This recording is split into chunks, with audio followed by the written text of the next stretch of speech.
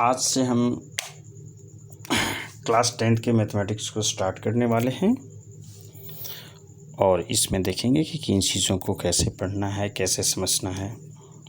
तो हमारा फर्स्ट जो चैप्टर है वो है रियल नंबर। एक मिनट बच्चों। तो रियल नंबर का कंसेप्ट है हमारे पास और इस रियल नंबर को हम देखेंगे। यूक्लिड्स डिवीज़न लेमा, ये हमारा जो फर्स्ट थ्योरम है जो कि इसमें पढ़ना है और इसके बेसिस पर हमें एचसीएफ को निकालना सीखना है कि कैसे इसके बेसिस पर हम एचसीएफ निकालते हैं। तो पहले स्टेटमेंट को भी समझेंगे, एग्जांपल्स के थ्रू समझेंगे और ये मेनली अभी हम उसको एक नए फॉर्म में जानते हैं। अभी हम जिसे जानते हैं उसे एक अलग स्टेटमेंट में फॉर्म में प्रस्तुत किया गया है। अर्लियर टाइम में उसे एक डिवीज़न लेमा का नाम दे दिया गया। अब मैं आपको धीरे धीरे करके बातों को अच्छी तरह से समझाता हूँ कि ये जो चीज़ें हम पढ़ेंगे इसमें यूक्लिड्स डिवीज़न लेमा, ये क्या नाम है जो इसका नाम है यूक्लिड्स डिवीज़न लेमा। तो यूक्लिड्स डिवीज़न लेमास ये कुछ अलग चीज़ नहीं है, ये वही चीज़ है जो हम सदियों से पढ़ते आ रहे हैं। क्या पढ़ते आ रहे हैं? आइए, यदि मान लेते हैं कि आपके पास एक नंबर है, सपोज़ कीजिए कि आपके पास नंबर है 40, आपके पास नंबर है एक 8। तो बच्चों 8 को यदि आप 3 से डिवाइड करोगे तो क्या आएगा? 3 2 जा 6 एंड रिमाइंडर इज 2। तो आपने बचपन से इस बात को सीखा है अच्छी तरह से कि सपोज कीजिए कि जब हमने 3 से डिवाइड किया 8 को, हमारे पास क्वोशिएंट आया 2 और रिमाइंडर आया 2। तो हम इसे क्या लिख सकते हैं? इसे लिख सकते हैं कि जो डिविडेंड है यहाँ 8, उस डिविडेंड को लिख सकते हैं divisor into quotient. That means कि डिवाइज़र इंटू क्वोशिएंट। ठीक है, तो डिवाइज़र इंटू क्वोशिएंट और प्लस में ये जो रिमाइंडर आया है इस रिमाइंडर को लिखा जा सकता है। तो ये जो कंसेप्ट हम जानते हैं डिवीज़न के केस में, ये कंसेप्ट हमने बेसिक क्लासेस से सीखे हैं। इस कंसेप्ट को हमने 4-5 क्लासेस से सीखे हैं डिवीज़न के फॉर्म में। इसी चीज़ को पहले यूक्लिड महोदय ने, एक हमारे मैथमेटिशियन थे यूक्लिड, तो यूक्लिड महोदय ने सदियों पहले इस बात को समझा था और उन्होंने एक स्टेटमेंट का फॉर्म दिया था। तो उस स्टेटमेंट की फॉर्म को ही हमें पढ़ना है, कुछ डिफरेंट चीज़ नहीं है। बातें आपको समझ में आ गई? ये जो हम पढ़ते हैं, ये क्या पढ़ते हैं? ये जो हमारे पास चीज़ें हैं कि dividend equal divisor multiply quotient और प्लस रिमाइंडर। ये जो चीज़ें हैं इस चीज़ों को ही हम क्या कहते हैं? इसे ही हम कहते हैं यूक्लिड्स डिवीज़न लेमा। तो अब आपको सारी बातें क्लियर हो रही हैं, समझ में आ रही हैं। होप कि आपको किसी तरह का कोई इशू इसमें नहीं है। देखते हैं हम लोग एग्जांपल्स के थ्रू कि कैसे इस चीज़ों को किया जा सकता है।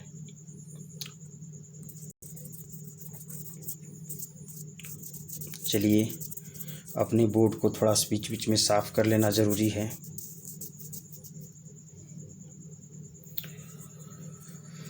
तो आइए देखते हैं आगे क्या है।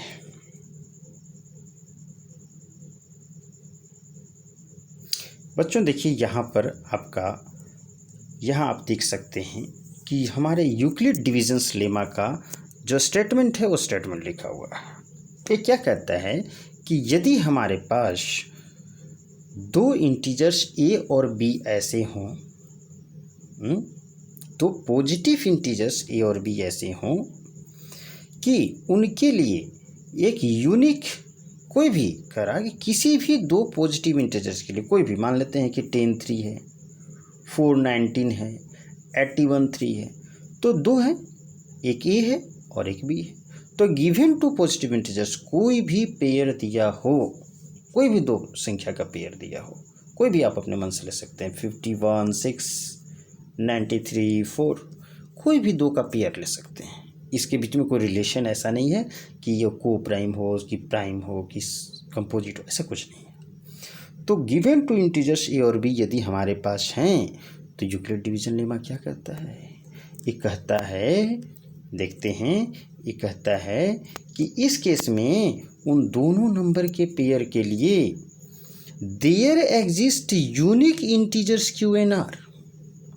उन दोनों नंबर के पेयर के लिए क्यू एंड आर ऐसे कुछ पेयर होंगे, unique integers q and r होंगे, मतलब उन दोनों के लिए ही सिर्फ होंगे।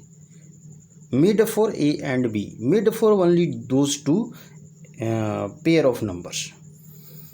तो क्यू एंड आर इस तरह से होंगे कि यदि हम उन्हें इस फॉर्म में लिख सकते हैं, क्या है form? A equal B Q plus R. Okay, यानी कि A equal B Q plus R के फॉर्म में हम उन्हें अरेंज कर सकते हैं। फिर से एक बार आते हैं कि ये गिवन टू, यदि हमारे पास दो इंटीजर्स दिए हुए हैं ए और बी, तो उनके लिए क्यू और आर दो इंटीजर्स, यूनिक इंटीजर्स एग्जिस्ट करेंगे इस दुनिया में कि उसे हम इस फॉर्म में लिख सकें, A equal B Q plus R. जहाँ आर जो होगा बच्चों, याद रखना है कि वो जो आर है वो क्या होना चाहिए? 0 से बड़ा या बराबर होना चाहिए और बी से छोटा होना चाहिए। तो ध्यान दीजिए बी क्या है, यहाँ है बी हमारे पास, इस बी से वो छोटा होना चाहिए। क्लियर है? इस बी से वो छोटा होना चाहिए। तो अब आपको जो मैंने बताया उस चीज़ को आप समझिए कि क्या ये उससे डिफरेंट है? तो बिल्कुल नहीं, डिफरेंट नहीं है। यहाँ पर सिंपली इसका मतलब क्या है? सिंपली इसका मतलब ये है कि यदि ए को आप बी से डिवाइड करें और क्यू रिमाइंडर आए, क्वोशिएंट आए और आर रिमाइंडर आए, तो क्या आप इस ए को ऐसा नहीं लिख सकते कि इस ए को आप लिख सकते हैं कि ए इक्वल जो आपका डिवाइजर था बी इंटू क्यू, और साथ में आप क्या लिखेंगे? और साथ में लिखेंगे प्लस में आर। तो ए फॉर्म आप दे सकते हैं। तो जो मैंने कंसेप्ट बताया वही है आपका यूक्लिड्स डिवीज़न लेमा। क्लियर है? आपको सारी बातें समझ में आ रही हैं अच्छी तरह से? तो हम आगे देखते हैं कि उसमें क्या कंसेप्ट्स हैं।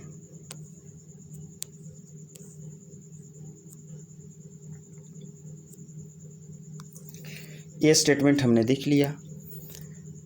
तो इस तरह से एक कोई भी पेयर हो सकता है बच्चों, एक 10 3 का, 4 19 का, 81 3 का, किसी भी टू नंबर्स के पेयर हो सकते हैं।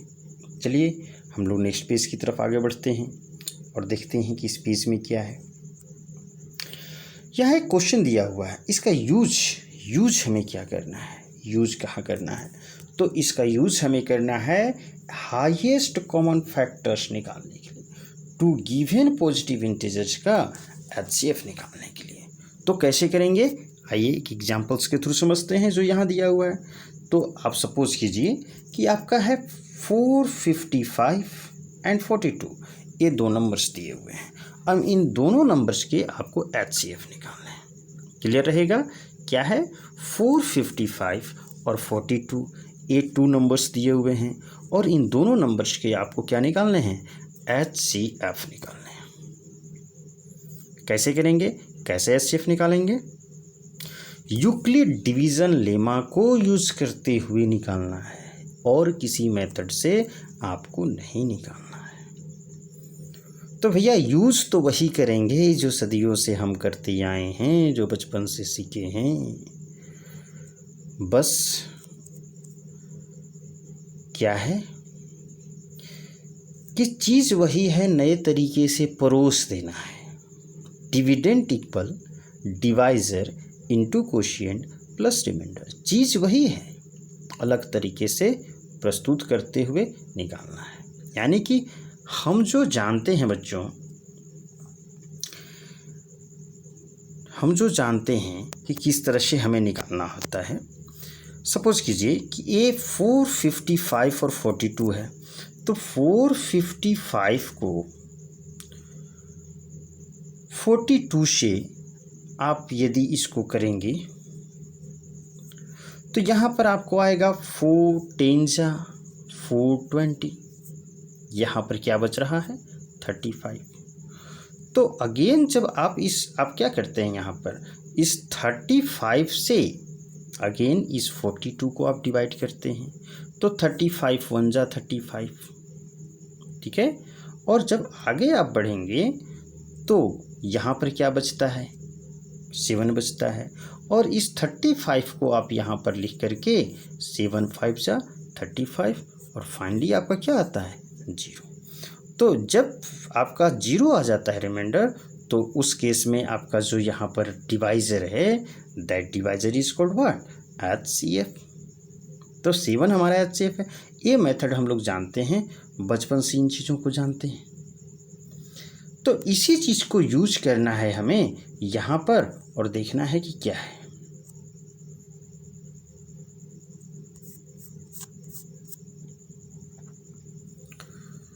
देखिए क्या किया हुआ है कि 455 को हम और 42 2 नंबर्स हैं, आते हैं यूक्लिड डिवीजन लेमा के कंसेप्ट से। उसमें क्या कहा गया था, यदि 2 नंबर्स हैं तो उनके लिए 2 और numbers Q and R exist करेंगे कि उन्हें हम A equal BQ plus R के फॉर्मेट में लिख सकें। तो यहाँ हमारे पास 2 नंबर्स क्या हैं बच्चों, 455 और 42। तो 455 को हम 42 और समथिंग, 42 और समथिंग, तो 455 equal 42 into something plus something के फॉर्मेट में लिखना है, यही ना। तो यानी कि ए हो गया आपका ए हो गया बी, और क्यू नहीं पता है, आर नहीं पता है। वो क्या करेंगे, सिंपली आप रफ कॉपी में रफ जगह पर 42 को से 455 को डिवाइड करेंगे। अभी हमने डिवाइड किया था, तो आप देख सकते हैं कि हमने डिवाइड किया था, क्या आया था 10 आया था। तो उस 10 को यहाँ पर लिख देंगे। रिमाइंडर क्या आया था, रिमाइंडर आया था हमारा 35, तो इस 35 को यहाँ लिख देंगे। क्लियर है। तो इस तरह से है। तो इस 42 से 455 को डिवाइड करने पर जो क्वोशिएंट आएगा यहाँ लिखाएगा, और रिमाइंडर हमारा 35 यहाँ लिखाएगा।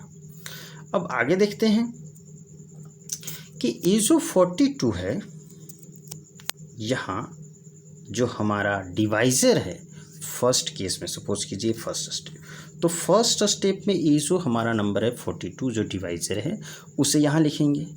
और डिवाइड किससे करना है, रिमाइंडर से डिवाइड करना है। तो रिमाइंडर 35 है, तो 35 से अब डिवाइड करना है। यानी कि इस सेकेंड स्टेप के लिए हमारे पास ए और बी 2 नंबर्स क्या हो गए, जो ए यहाँ डिवाइजर है और यहाँ जो रिमाइंडर है। यानी कि 42 और 35 हमारे ए और बी को बता रहे हैं। तो इनके लिए भी पी और क्यू 2 नंबर्स होंगे दुनिया में, जो कि उस फॉर्मेट में A equal B Q plus R के फॉर्मेट में लिखे जा सकते हैं। तो कैसे निकालेंगे, तो इस 42 को लिखा, इस 35 से डिवाइड करना है, ये डिवाइजर होगा तो 1 टाइम्स में जाएगा। अभी हमने डिवाइड करके देखा था, क्यों कितने बार में जाता है हम देख सकते हैं कि हमारा वो कितने बार में 35, यहाँ पर आप क्लियरली देख सकते हैं कि ये 1 टाइम्स में गया है, ये 1 टाइम्स में गया है। तो ये जो 1 आएगा हम इसे लिखेंगे 42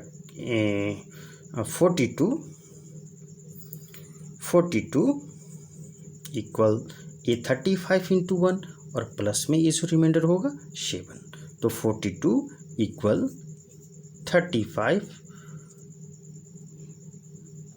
42 इक्वल 35 मल्टीप्लाई 1, और साथ में जो रिमाइंडर होगा 7, उसे हम लिख देंगे। अब जो यहाँ फाइनली 35 है बच्चों, तो इस 35 को हमें क्या करना है, इस 35 को अगेन हमें लिखना है 35 और इस रिमाइंडर से अब डिवाइड करना है, यानी कि हम रिमाइंडर से किसको डिवाइड करेंगे, 35 को। ठीक है, तो ये डिवाइज़र हो जाएगा, कितनी बार में जाएगा, 5 टाइम्स में जाएगा और रिमाइंडर होगा 0। अब देख सकते हैं जब आप इससे डिवाइड कर रहे हैं 35 को, 5 टाइम्स में जा रहा है, रिमाइंडर 0। तो जो कंसेप्ट है वही कंसेप्ट है। तो इस तरह से हम इसको देख सकते हैं कि क्या है क्या नहीं है। आइए, तो फाइनली बच्चों हम यहाँ पर देखते हैं कि इस तरह से करने पर इस स्टेप पे हमारा रिमाइंडर आता है 0। तो जिस स्टेप में जा कर के ये हो सके यहाँ 3 स्टेप का है,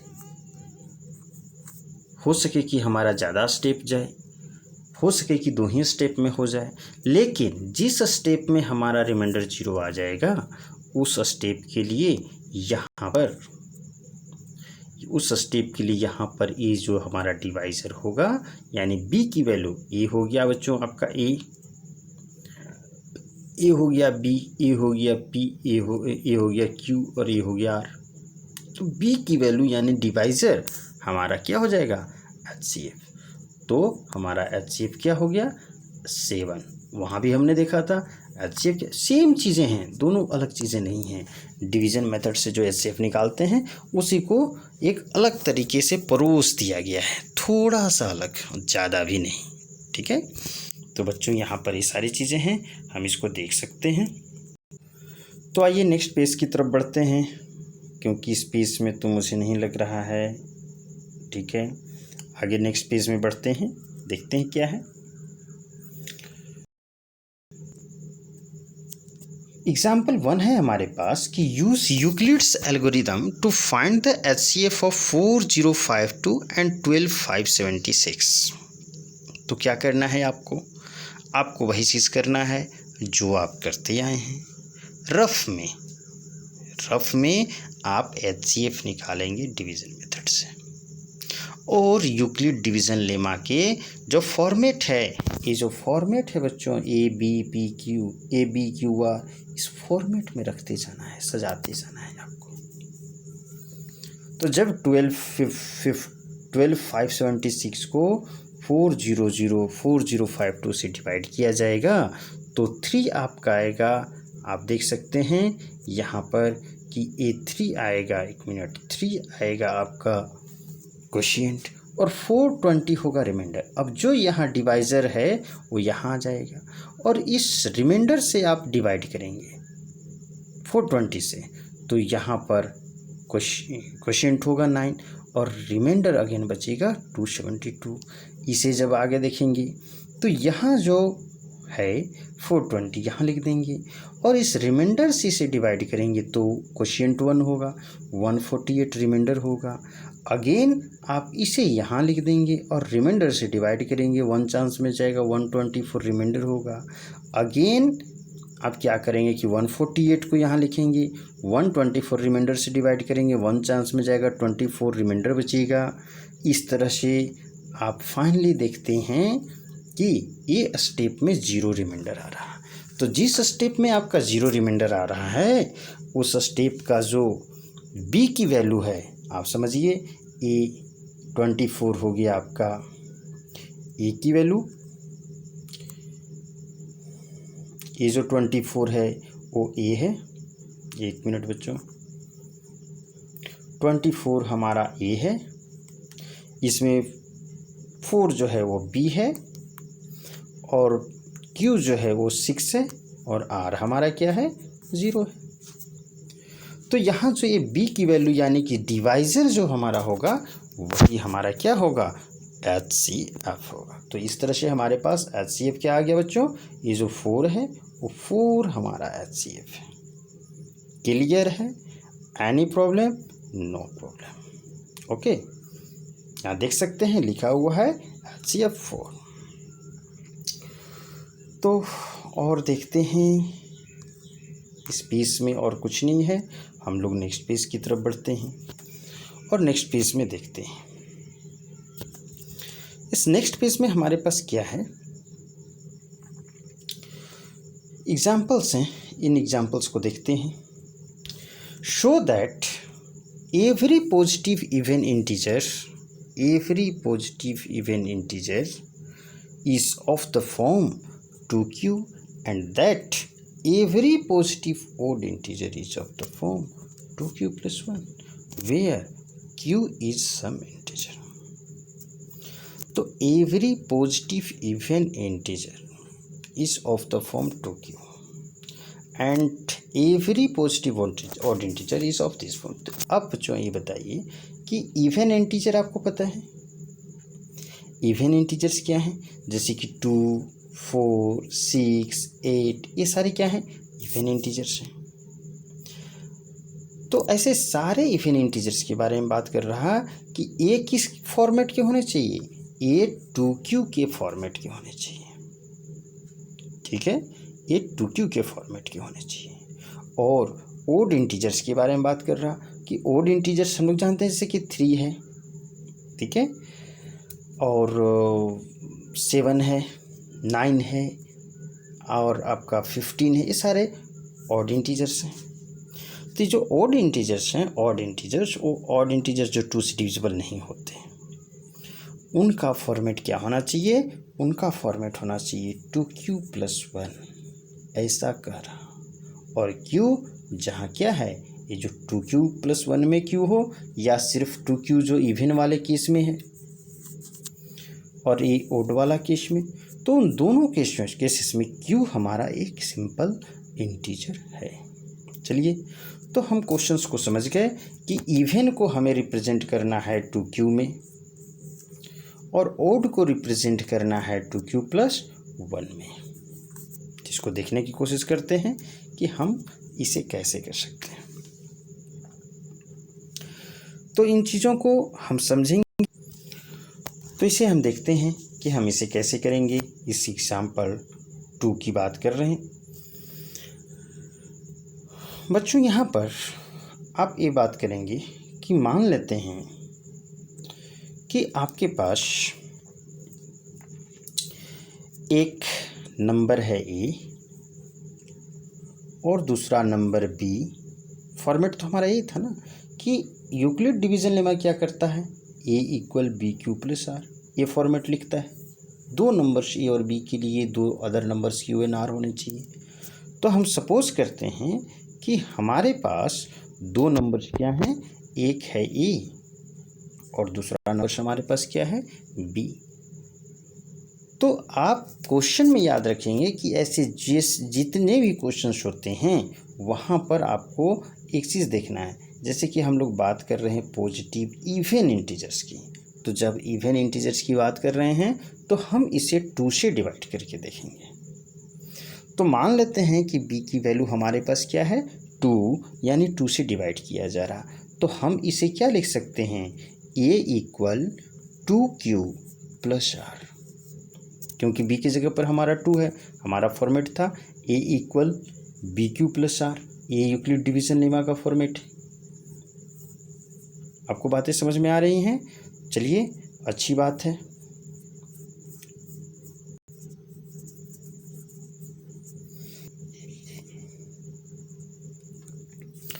तो बच्चों इस कंसेप्ट में देख सकते हैं कि जब हम इसे करेंगे तो हमारे पास क्या होने चाहिए कि चूंकि हम b हमारा 2 है, तो यूक्लिड डिवीजन लेमा क्या कहता है कि ये जो रिमाइंडर होता है r, हम कहते हैं रिमाइंडर, वो नहीं कहता है remainder. Euclid division lemma remainder की और क्वोशिएंट की और डिवाइजर और डिविडेंड की बात नहीं करता है, ध्यान देंगे। तो ये जो होगा r, वो r b से छोटा होना चाहिए और 0 के इक्वल या बड़ा होना चाहिए। हम स्टेटमेंट में देख सकते हैं कि हमारा स्टेटमेंट क्या है, हम पीछे आकर के देख सकते हैं यूक्लिड डिवीजन लेमा जहाँ भी है उसका स्टेटमेंट क्या है, और पीछे जाते हैं तो यहाँ पर आकर के देखते हैं कि हमारा स्टेटमेंट क्या है। स्टेटमेंट में क्लियरली लिखा हुआ है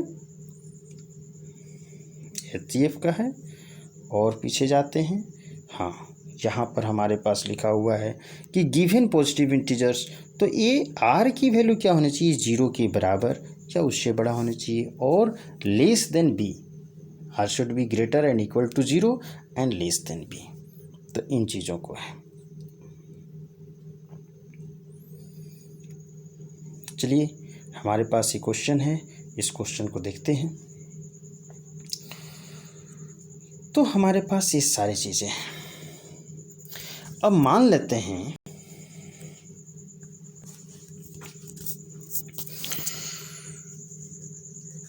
तो बच्चों हमारे पास आर क्या होने चाहिए, आर जो होने चाहिए वो 2 से लेस देन होने चाहिए, बी से लेस देन होने चाहिए। तो यानी कि आर हमारा 0 के बराबर तो हो सकता है ना, तो 0 1 ये 2 ही हो सकते हैं। 2 से लेस देन 0 तो हो सकते हैं, तो 2 से लेस देन हमारे होने चाहिए। तो यहाँ से क्लियर है कि हमारे पास आर क्या होगा, आर जो होगा वो 0 होगा या फिर 1 होगा। ठीक है, तो जब आर 0 होगा तो ये हमारा मेन फॉर्मेट है। इस फॉर्मेट को हम क्या लिख सकते हैं, ध्यान देंगे, ये जो मेन फॉर्मेट है इस फॉर्मेट को हम क्या लिख सकते हैं, इसे हम लिख सकते हैं, हम थोड़ा सा इस साइड में आते हैं और आपको ये चीज़ें ध्यान में रखेंगे कि इस फर्स्ट को हम लिख सकते हैं, जब हमारे पास आर 0 होगा तो लिख सकते हैं ए इक्वल टू क्यू प्लस 0, यानी कि हमारा ये बन रहा है ए इक्वल टू क्यू। तो ये इसको आप दिमाग में रखेंगे कि ये हमारे पास आ गया एक चीज़। ठीक है, और जो दूसरा चीज़ आएगा हमारे पास, ये तो मेन फॉर्मेट है, इसको एम कर दो आप समझने के लिए। दूसरा, जब रिमाइंडर आप 1 यूज करोगे तो उस केस में क्या होगा, उस केस में हम देखने की कोशिश करते हैं। 1 मिनट बच्चों,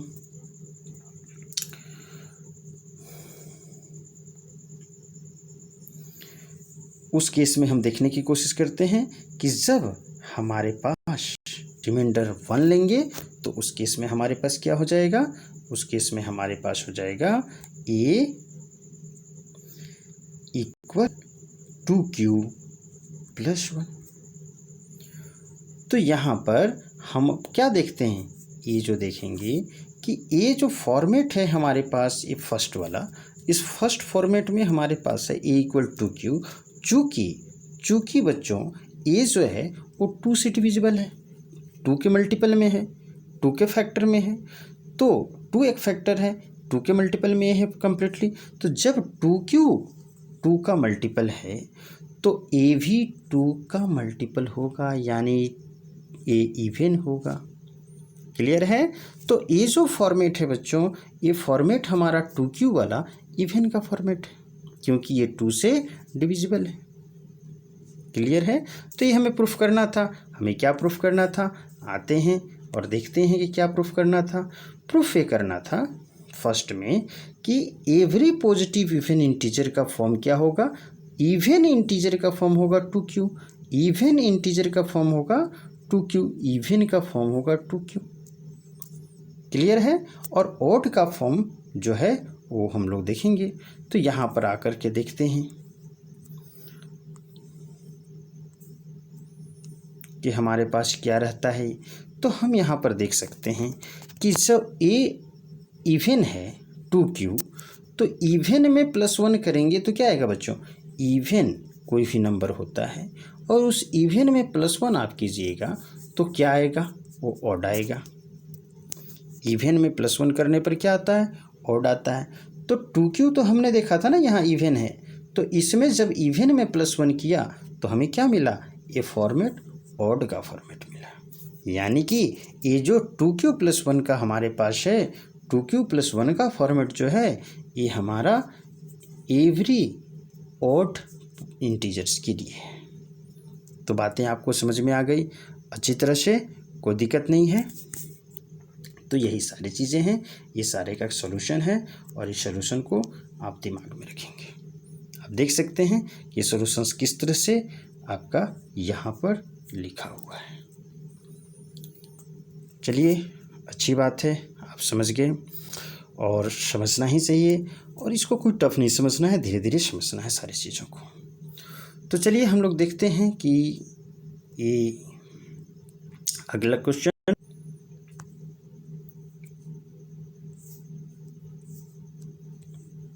तो बच्चों हम नेक्स्ट क्वेश्चन नंबर 3 को देखते हैं कि हमारे पास ये क्वेश्चन नंबर 3 क्या है। क्वेश्चन 3 में है कि show that any positive odd integer, क्या है, any positive odd integer is of the form 4q + 1 और 4q + 3 where q is some integer.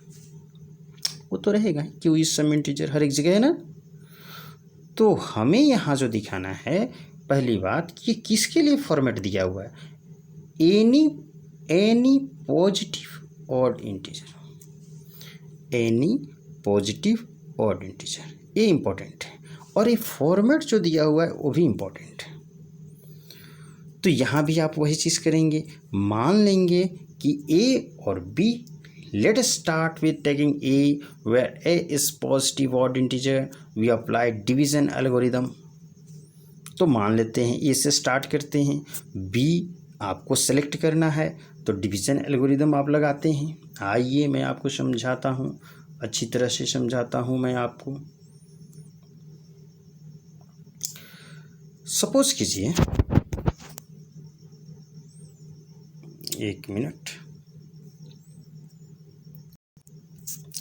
Suppose कीजिए बच्चों कि आपके पास जो ये नंबर है वो नंबर है ए एक नंबर है और दूसरा नंबर आपको बी लेना है। ये इस तरह से ए और बी आपको लेना है कि आपका जो यूक्लिड डिवीज़न लेमा का कंसेप्ट था कि ए = BQ + R वो फुलफिल हो।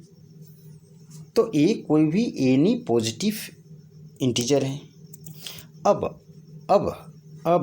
अब क्या करेंगे कि अब हम लोग इस बात को देखेंगे कि क्वेश्चन में क्या है।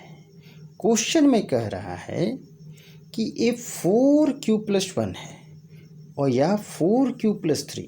तो क्वेश्चन को देखने से हमें पता चलेगा कि बी क्या लेना है। यहाँ फर्स्ट वाले में चूँकि क्या था, वो इवेन की बात किया था तो हमने B2 ले लिया। यहाँ पर बी क्या लेंगे तो 4q + 1 चूँकि हमारा कंसेप्ट है या 4q + 3 का कंसेप्ट है, इस फॉर्म में लाना है।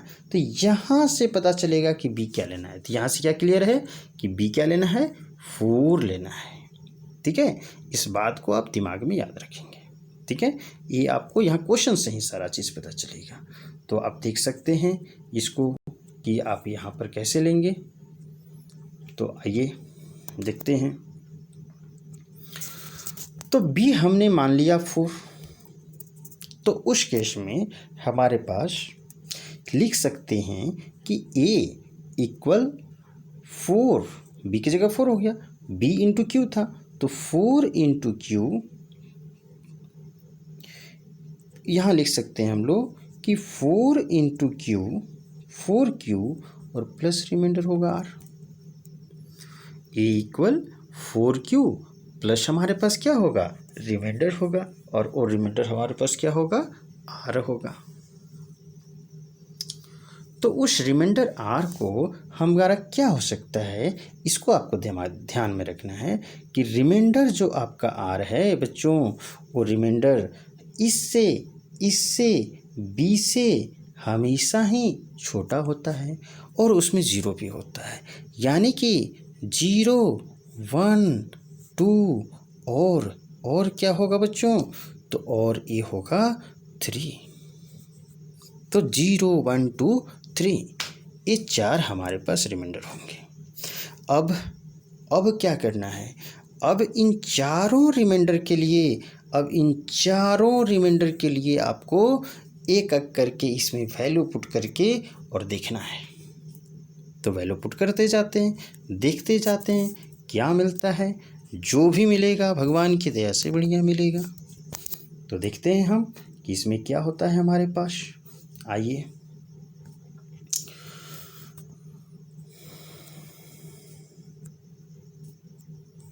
एक मिनट, मैं आपके इक्वेशंस को अच्छी तरह से अरेंज कर देता हूँ ताकि हमारे पास स्पेस रहे। तो बच्चों हम फर्स्ट में देखते हैं, एक मिनट, हम देखते हैं कि हम इसे कैसे अरेंज करते हैं। तो फर्स्ट हम इसे अरेंज करेंगे r इक्वल 0 के लिए। एक मिनट बच्चों, r इक्वल 0 के लिए।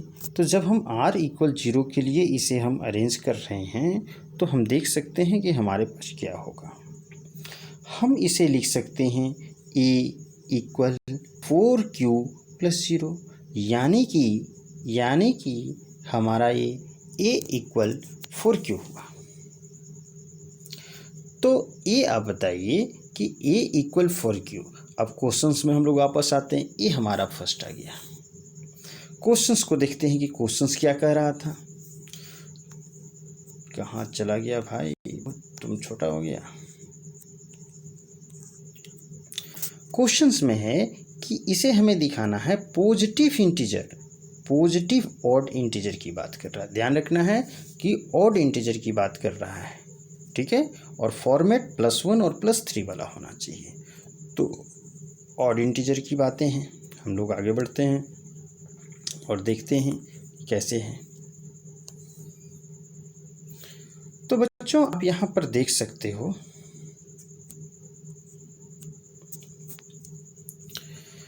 कि a है 4q + 1। तो जब a 2 का मल्टीपल है, इसे आप क्या लिख सकते हैं, 2 × 2q। तो यानी कि ये 2 का मल्टीपल हो गया, तो क्या ये इवन है कि ऑड है? क्लियरली ये क्या है, इवन है, ठीक है। तो ये ऑड नहीं है। ऑड का हमें पता करना है कि ऑड हमारे पास क्या होगा। तो चलिए हम अब इसी में ऑड का देखते हैं। तो सपोज कीजिए कि r इक्वल 1 रखते हैं, तो हमारे पास क्या हो जाएगा, a इक्वल 4q + 1।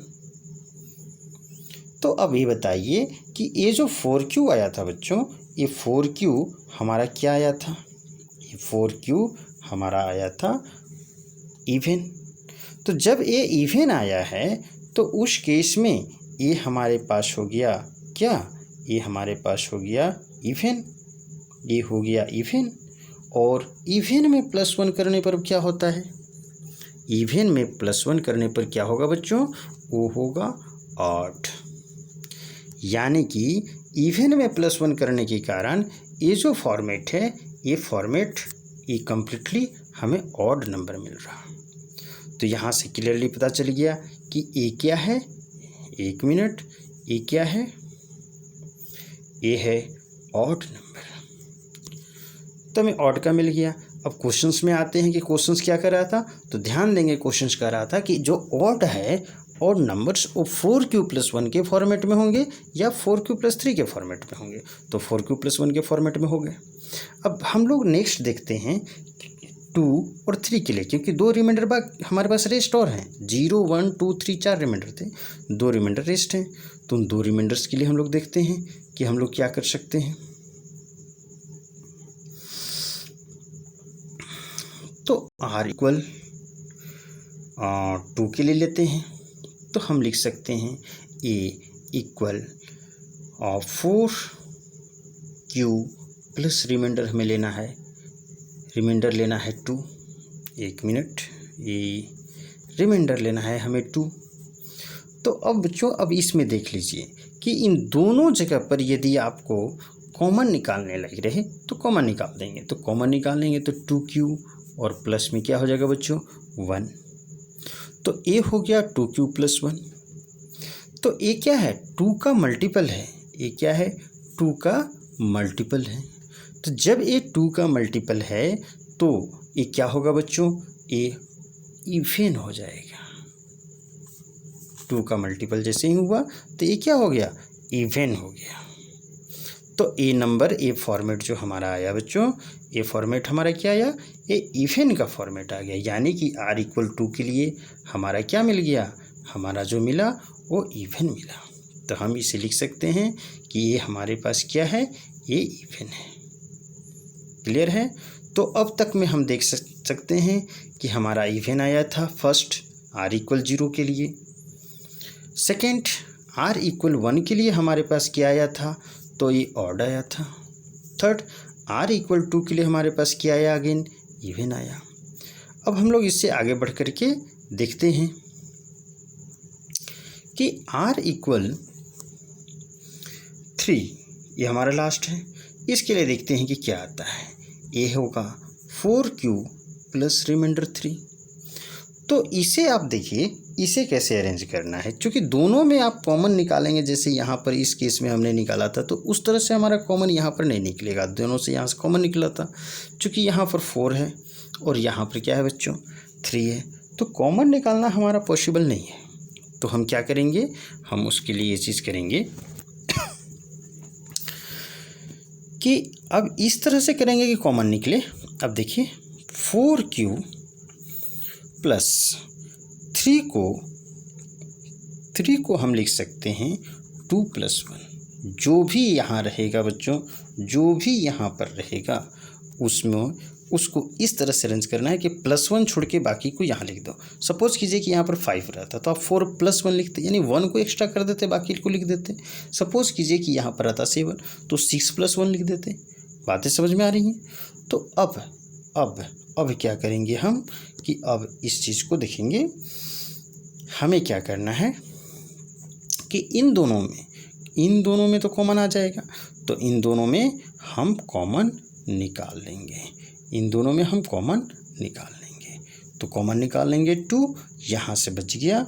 आप देख सकते हैं कि हमारे पास यहाँ से क्या बचेगा, यहाँ से बचेगा 2q और यहाँ से बचेगा 1।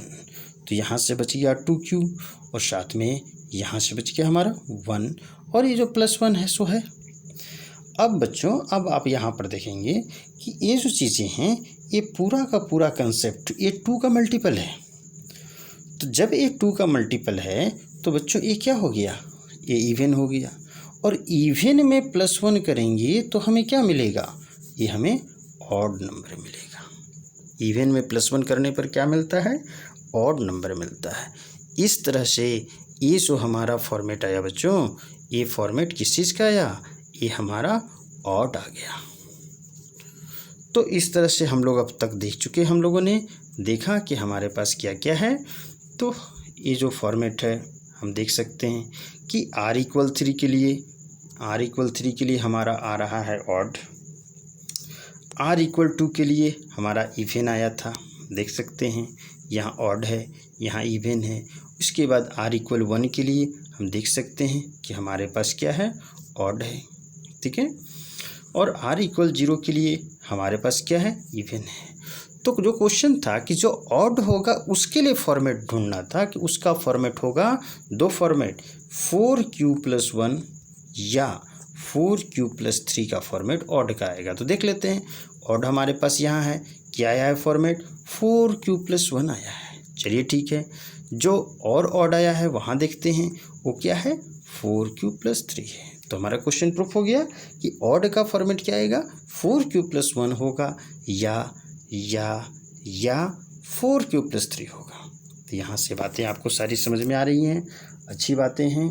चलिए सही है, तो इन चीज़ों को हमने देख लिया। तो बच्चों इस तरह से क्वेश्चन नंबर 3 को हमने सॉल्व किया, और इससे आगे बढ़ते हुए हम लोग देखते हैं कि अगला नेक्स्ट क्वेश्चन हमारे पास क्या है। एग्जाम्पल 4 है,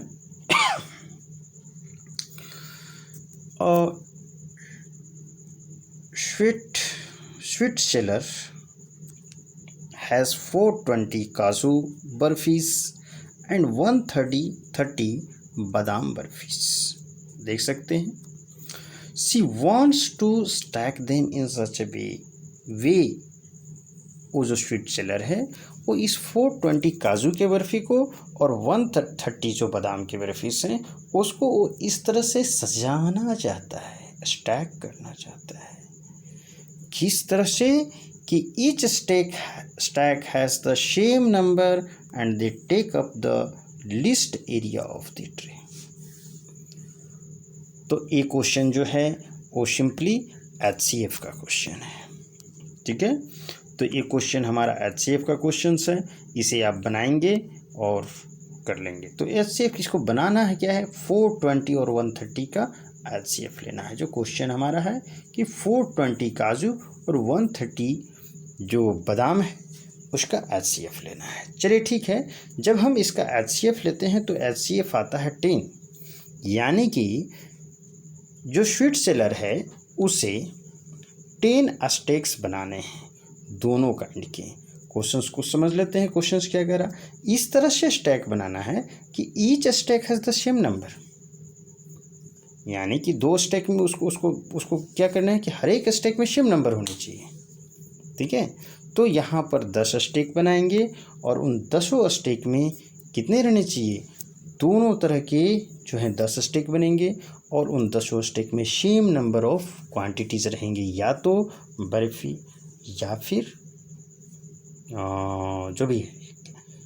अब ऐसा नहीं है कि एक ही स्टैक में दोनों रहेगा, लेकिन जिस स्टैक में भी रहेगा बर्फ़ी है तो उतना ही संख्या में, दूसरे स्टैक में यदि काजू है तो उतना ही संख्या में, तो टोटल 10 स्टैक्स बनेंगे। तो चलिए, मेथड तो आपने सीख लिया कि HCF निकाल करके हो जाता है।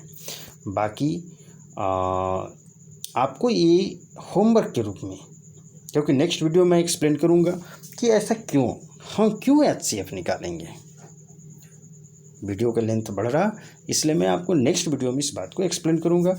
आप तब तक इस बात को सुनिश्चित करके और सोच करके आप इस बात को रखेंगे कि हम ऐसा क्यों करेंगे।